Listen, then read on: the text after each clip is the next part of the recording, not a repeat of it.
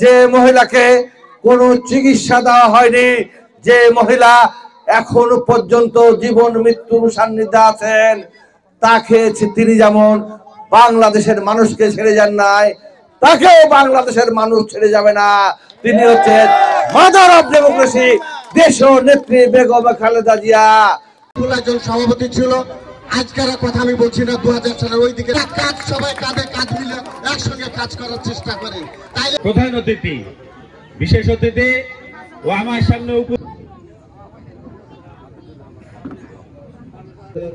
নির্বাচিত প্রধানমন্ত্রী BNP chairperson কে সামনে রেখে নওয়াটা পৌরসভার গ্রামে গ্রামে ভোট চাওয়ার জন্য যেই এক আজকে 12ই পাড়া সরকারি প্রাথমিক উপস্থিত সম্মানিত সভার সভাপতি রবি এখানে প্রধান অতিথি হিসাবে ব্রত নিয়ে অবিরাম ছুটে চলেছেন এই বৃহৎ প্রান্ত থেকে ও প্রান্তে,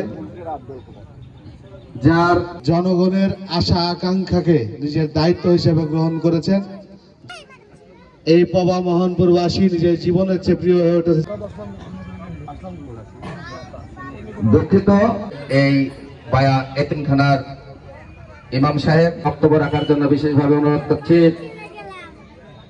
সংগ্রহ করার ভিতরে বন্ধ থাকলে আমরা এই ওয়ার্ডে কৈদাতার সময়ও এই জায়গায় যে ভোট সাপোর্ট আমরা পেয়েছি, আমি আমার বক্তব্য শেষ করছি। খোদা হাফেজ, বাংলাদেশ জিন্দাবাদ। সবাইকে ধন্যবাদ। উপজেলা শাখার সাবেক সভাপতি আমাদের শ্রদ্ধাভাজন এবং 8 নম্বর ওয়ার্ড কর্মী সভা সভাপতিত্ব করছেন রবিউল ইসলাম, নওয়াটা পৌরসভার সভাপতি রবিউল ইসলাম রহিম ভাই। আমাদের অত্যন্ত প্রবীণ, আমাদের অত্যন্ত কৃতি সন্তান জনাব নহির উদ্দিন নহির আমাদের এই ওয়ার্ডের 2 জন কাউন্সিলর আমার বিএনপি নয়, অঙ্গ সংগঠন নয়, বাংলাদেশের মানুষকে এই জন্য ঐক্য হতে হবে, ঐক্যবদ্ধ হতে হবে। আর ঐক্যবদ্ধ জনতার শক্তিকে এমন কোনো পরাশক্তি নাই যে বিনষ্ট করতে পারে। তাদের হচ্ছে বুনিয়াদিরা এ দেশকে শাসন করতে পারে। সুতরাং দীর্ঘ 6 বছর কারারুদ্ধ অবস্থায় ছিলেন, যে মহিলাকে কোনো চিকিৎসা দেওয়া হয়নি, যে মহিলা এখনো পর্যন্ত জীবন মৃত্যুর সান্নিধ্যে আছেন, তাকে তিনি যেমন বাংলাদেশের মানুষকে ছেড়ে যান নাই, তাকেও বাংলাদেশের মানুষ ছেড়ে যাবে না। তিনি হচ্ছেন মাদার অফ ডেমোক্রেসি, দেশ নেত্রী বেগম খালেদা জিয়া।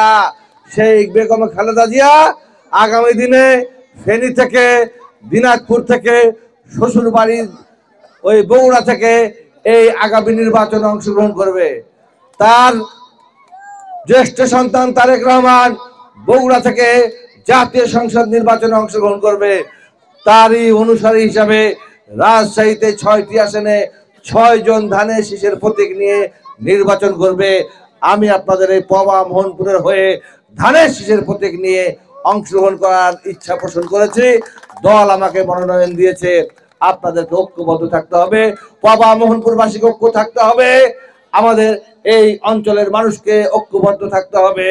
আমরা শুধু যেমন আমাদের নেতা তারেক রহমান বলেছেন সবার আগে বাংলাদেশ, তাকে সহযোগিতা করার জন্য আমি বলতে চাই সবার আগে পবা মোহনপুর।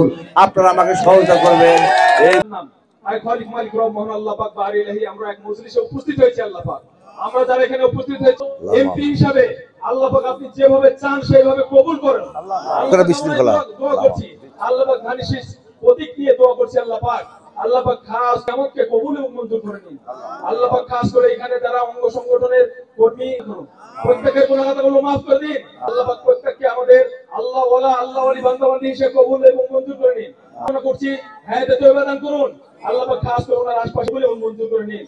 আল্লাহ পাক খাস করে বেগম খালেদা জিয়া এবং ওনাকে সুস্থতা নামক নিয়ামতে উত্তম মাইশুন ওয়া সালামুন আলাল মুরসালিন ওয়ালহামদুলিল্লাহি রাব্বিল আলামিন।